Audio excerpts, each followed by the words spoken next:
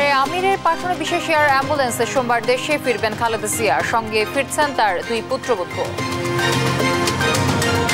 হেফাজতের ঘোষণাপত্র নারী সংস্কার কমিশন বাতিল, শাপলা ও জুলাই গণহত্যার বিচার সহ 12 দফা 23 মে বিক্ষোভ সমাবেশ। গণহত্যার বিচারের পাশাপাশি ভারতীয় আধিপত্যবাদ ও আওয়ামী ফ্যাসিবাদের দালালদের বিচার করতে হবে। মতপার্থক্য থাকলেও সংস্কার প্রস্তাবে দলগতগুলোকে ছাড় দিতে হবে, ঐকমত্য কমিশনের সঙ্গে রাজনৈতিক দলের বৈঠকে আলী রিয়াজ। চট্টগ্রাম থেকে শুরু হলো হজ ফ্লাইট, 419 জন হজ যাত্রী নিয়ে শাহ আমানত থেকে মদিনার উদ্দেশ্যে যাত্রা, সুষ্ঠু ব্যবস্থাপনার স্বস্তি। ব্যালিস্টিক ক্ষেপণাস্ত্র পরীক্ষা চালালো পাকিস্তান, সব ধরনের আমদানি নিষিদ্ধ করল ভারত, শিগগির নিরাপত্তা পরিষদের বৈঠক। এবং সিরিজ স্থগিতের বিষয়ে কিছুই জানায়নি ভারত, যথাসময়ে আয়োজনের আশা, বিসিবি সভাপতির ফ্যাসিস্টদের সঙ্গে সম্পর্ক নাকচ। দর্শক, আমন্ত্রণ সংবাদ প্রাতে শুনছিলেন শিরোনামগুলো, সঙ্গে থাকছি আমি তানজিয়া জুথি। নারী সংস্কার কমিশন বাতিল সহ 4 দফা দাবিতে আয়োজিত মহাসমাবেশ থেকে 12 দফা ঘোষণাপত্র দিয়েছে হেফাজতে ইসলাম। শনিবার সোহরাওয়ার্দী উদ্যানের সভা মঞ্চে ঘোষণাপত্র পাঠ করেন সংগঠনের নায়েবে আমির মাওলানা মাহফুজুল হক। এ সময় নারী সংস্কারের নামে কোরআনকে কটাক্ষ করা হয়েছে দাবি করে জড়িতদের বিচার দাবি করেন যুগ্ম মহাসচিব মামুনুল হক। দাবি আদায়ে 23 মে সারা দেশে বিক্ষোভ সমাবেশের ঘোষণা দেওয়া হয়। মোহাম্মদ আলাউদ্দিনের রিপোর্ট। 2013 সালে রাজধানীর শাপলা চত্বরে হেফাজতে ইসলামের নেতাকর্মীদের হত্যার বিচার, নারী সংস্কার কমিশনের প্রতিবেদন বাতিল সহ 4 দফা দাবি এবং 12 দফা ঘোষণাপত্র দিয়েছে হেফাজতে ইসলাম। শনিবার রাজধানীর সোহরাওয়ার্দী উদ্যানে মহাসমাবেশে এই দাবিগুলো তুলে ধরেন সংগঠনটির নায়েবে আমির মাওলানা মাহফুজুল হক। জানান, নারী বিষয়ক সংস্কার কমিশন ও কোরআন বিরোধী প্রতিবেদন দ্রুত বাতিল করতে হবে। সেই সঙ্গে শাপলা চত্বর ও জুলাই গণহত্যার বিচারে গতি আনতে ট্রাইব্যুনালের সক্ষমতা বৃদ্ধিরও দাবি জানান তিনি। নারী বিষয়ক সংস্কার কমিশন ও তাদের কোরআন বিরোধী প্রতিবেদন অবিলম্বে বাতিল পূর্বক আলেম ওলামার পরামর্শক্রমে ধর্মপ্রাণ বৃহত্তর নারী সমাজের প্রতিনিধিদের অন্তর্ভুক্ত করে নতুন কমিশন গঠন করতে হবে। এ সময় নারী সংস্কারের নামে কোরআনকে কটাক্ষ করেছে নারী বিষয়ক কমিশন বলে দাবি করেন হেফাজতে ইসলামের যুগ্ম মহাসচিব মামুনুল হক। বলেন, দেশের সংখ্যাগরিষ্ঠ মানুষের ধর্মীয় অনুভূতিতে আঘাত করার অপরাধে তাদের শাস্তি দিতে হবে।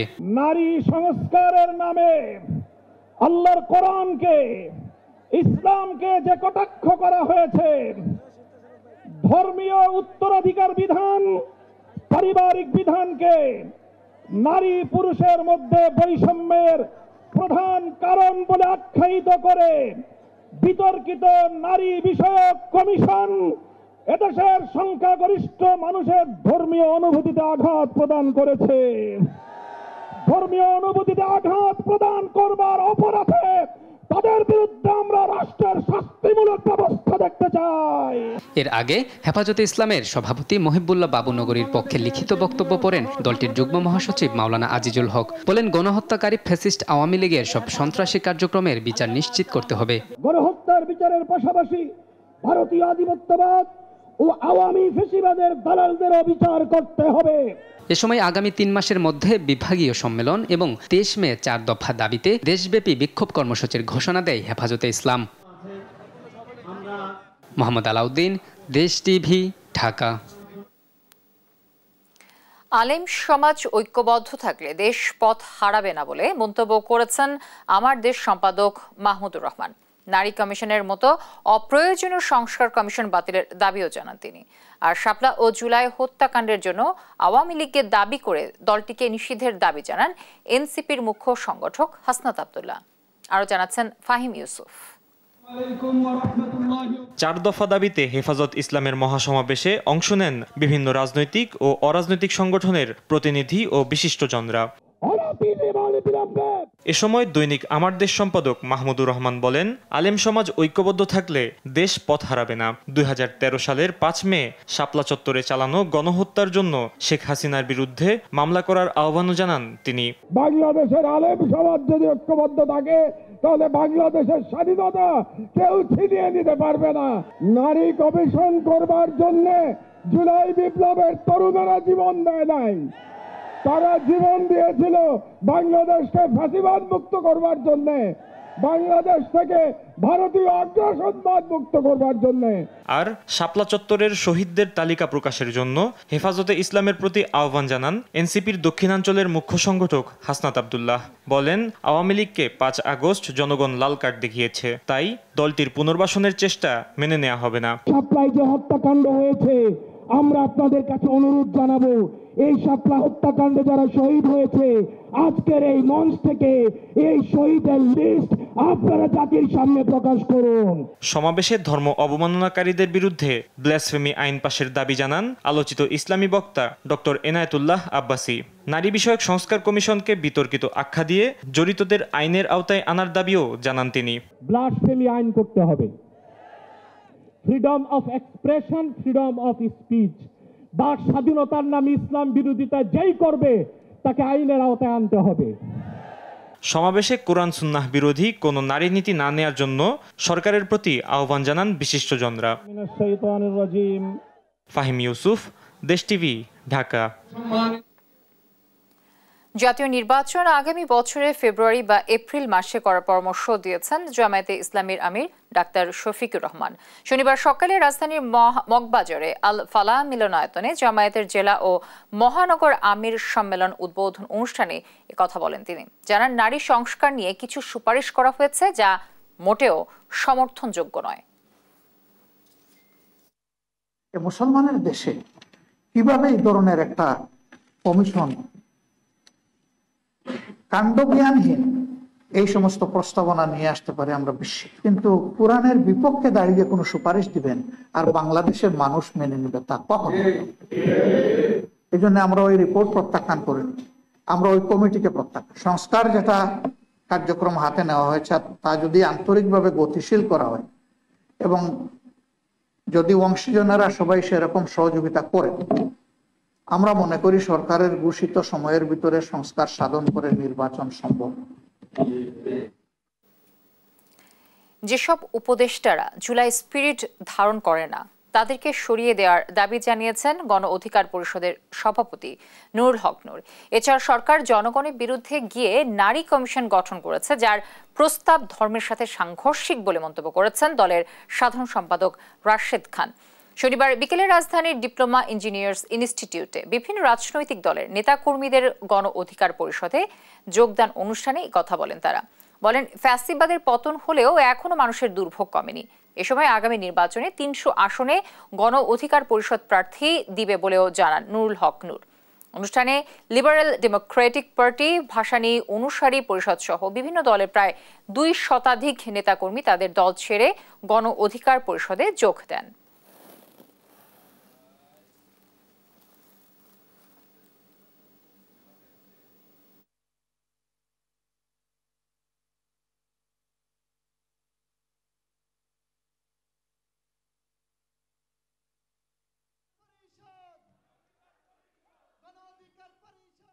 জনগণের বিরুদ্ধে গিয়ে তারা এমন একটি নারী কমিশন গঠন করলো, যে নারী কমিশন প্রস্তাবনা দিল সেটি আমাদের ধর্মের সাথে সাংঘর্ষিক।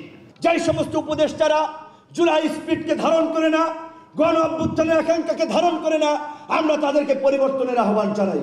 এই সরকারের উপদেষ্টা পরিষদে এমন উপদেষ্টারা আছে যারা গত 16 বছরে আওয়ামী লীগের সাথে আপোষ করে, আতাত করে, তাদের এনজিও, তাদের ব্যবসা বাণিজ্য সব চালিয়েছে। বার খেলাম আমরা, রক্ত দিলাম আমরা। সোমবার কাতার আমিরের পাঠানো বিশেষ এয়ার অ্যাম্বুলেন্সে করে দেশে ফিরছেন বিএনপি চেয়ারপারসন বেগম খালেদা জিয়া। সঙ্গে ফিরছেন তার 2 পুত্রবধূ। শনিবার সন্ধ্যায় গুলশানে খালেদা জিয়ার দেশে ফেরার আয়োজনকে কেন্দ্র করে নেতাকর্মীদের সঙ্গে যৌথ সভা শেষে এসব কথা জানান বিএনপির মহাসচিব মির্জা ফখরুল ইসলাম আলমগীর। বলেন, খালেদা জিয়াকে অভ্যর্থনা জানাতে পুরো দেশের মানুষ প্রস্তুত। নিয়াজ মোর্শেদের রিপোর্ট। দীর্ঘ 4 মাস পর সোমবার দেশে ফিরছেন বিএনপি চেয়ারপারসন বেগম খালেদা জিয়া। তার প্রত্যাবর্তন উপলক্ষে বিএনপি মহাসচিব মির্জা ফখরুল ইসলাম আলমগীরের নেতৃত্বে গুলশান অফিসে যৌথ সভা করেছে ঢাকা উত্তর ও দক্ষিণ বিএনপি নেতাকর্মীরা। যৌথ সভা শেষে বিএনপি মহাসচিব কথা বলেন গণমাধ্যমের সাথে। বলেন, খালেদা জিয়া শারীরিকভাবে সুস্থ রয়েছেন, তাই দেশে আসার সিদ্ধান্ত নিয়েছেন এবং প্রতিদিন তার অবস্থার উন্নতি হয়েছে। একদিকে আপনার একটা ভালো পরিবেশ, বিশেষ করে পারিবারিক পরিবেশে, এবং একই সঙ্গে পরীক্ষা নিরীক্ষার মধ্য দিয়ে তার কিছুটা উন্নত চিকিৎসার মধ্য দিয়ে তিনি আল্লাহর অশেষ রহমতে আগের চাইতে অনেক সুস্থ বোধ করছেন। সেই কারণেই তিনি সিদ্ধান্ত নিয়েছেন যে তিনি এখন দেশে ফিরে আসবেন। সোমবার কাতারের আমিরে পাঠানো একটি বিশেষ এয়ার অ্যাম্বুলেন্সে করে আসবেন বলেও জানান বিএনপি মহাসচিব। যে বিমানে তিনি গেছেন, অর্থাৎ আপনার কাতারের রয়্যাল অ্যাম্বুলেন্স, সেই অ্যাম্বুলেন্সের ফ্লাইটেই তিনি আমাদের দেশে আমাদের মাঝে আবার ফিরে আসবেন। মির্জা ফখরুল বলেন, বেগম খালেদা জিয়াকে অভ্যর্থনা জানাতে শুধু দলীয় নেতাকর্মী নয়, পুরো দেশের মানুষ প্রস্তুত রয়েছে। দেশপ্রেমিক মানুষ আজকে তারা অত্যন্ত উৎসাহিত, উজ্জীবিত যে তাদের প্রিয় নেত্রী দেশে ফিরে আসবেন এবং তাকে প্রপার অভ্যর্থনা জানানো, এটা আমাদের নৈতিক দায়িত্ব। শুধু বিএনপি নয়, সারা দেশের মানুষ আজকে তাকে সেই অভ্যর্থনা জানাতে প্রস্তুত হয়ে আছে। খালেদা জিয়ার সাথে তার 2 পুত্রবধূ দেশে ফিরবেন বলেও জানান তিনি। নিয়াজ মোর্শেদ, দেশ টিভি, ঢাকা।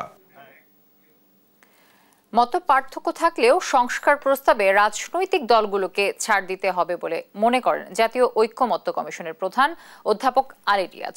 শনিবার জাতীয় ঐক্যমত্য কমিশনের সঙ্গে বৈঠক করেন জাতীয়তাবাদী সমমনা জোট এবং বাংলাদেশ সমাজতান্ত্রিক দল মার্ক্সবাদী। বৈঠকে কি কি বিষয়ে আলোচনা হচ্ছে তা নিয়ে আরো জানাচ্ছেন আমাদের সহকর্মী জান্নাতুল মোহনা। সংস্কার প্রস্তাবে বড় রাজনৈতিক দলগুলোর পাশাপাশি ছোট ছোট রাজনৈতিক দলগুলোর সঙ্গেও দফায় দফায় বৈঠক করছে জাতীয় ঐক্যমত্য কমিশন। শনিবার সকালে জাতীয় সংসদ ভবনের এলডি হলে কমিশনের সঙ্গে বৈঠকে বসে জাতীয়তাবাদী সমমনা জোটের দলগুলো।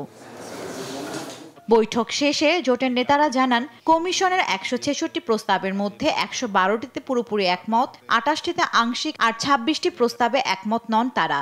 রাজনৈতিক দলগুলোর সঙ্গে আলোচনা ছাড়া মানবিক করিডোর ব্যবহারের অনুমতি দেওয়া অন্তর্বর্তী সরকারের উচিত হয়নি বলেও জানান তারা।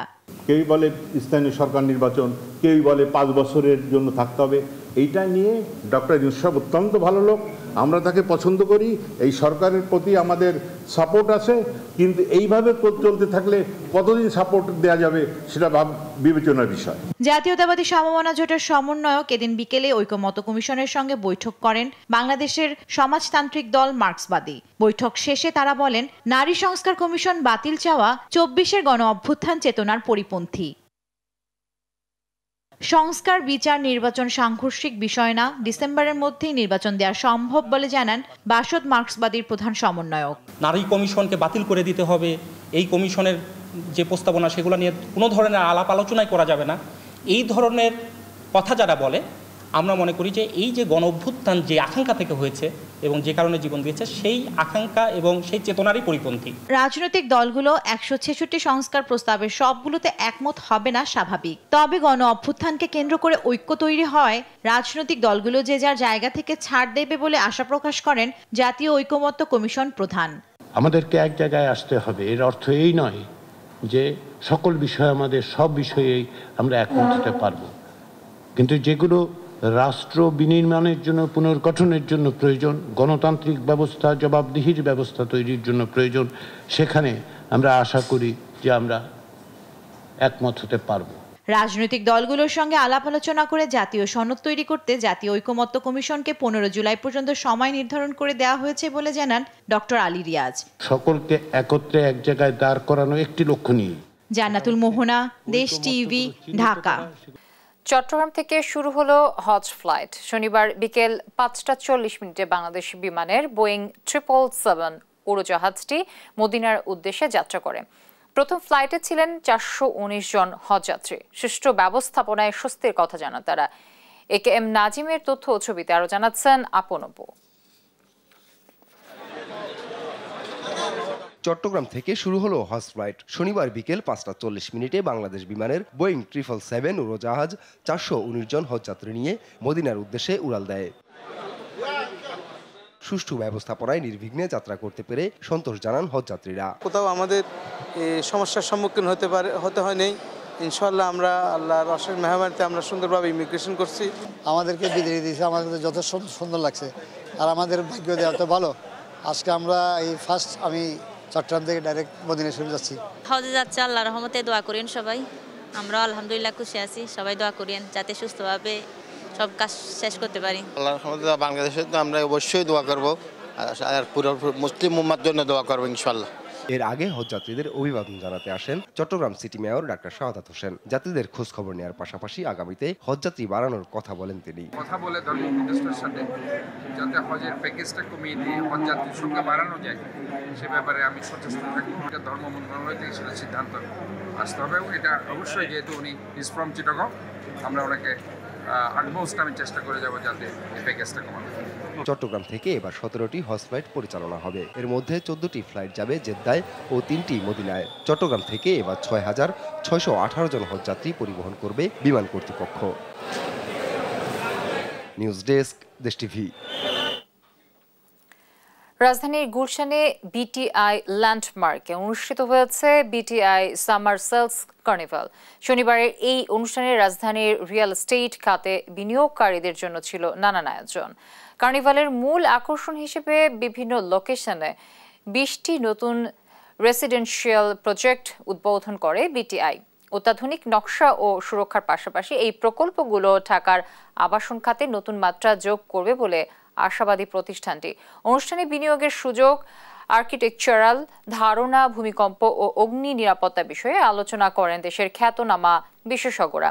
এ সময় বিটিআই এর হোম লোন ছাড়াও রিয়েল এস্টেট সংশ্লিষ্ট অন্যান্য পরিষেবার কথা তুলে ধরা হয়। অনুষ্ঠানে বিডা ও বেজার এক্সিকিউটিভ চেয়ারম্যান চৌধুরী আশিক মাহমুদ, বাংলাদেশ ব্যাংকের governor doctor Ahsan H Mansur, daily স্টারের সম্পাদক ও প্রশাসক মাহফুজ আনাম সহ আরও অনেকে উপস্থিত ছিলেন।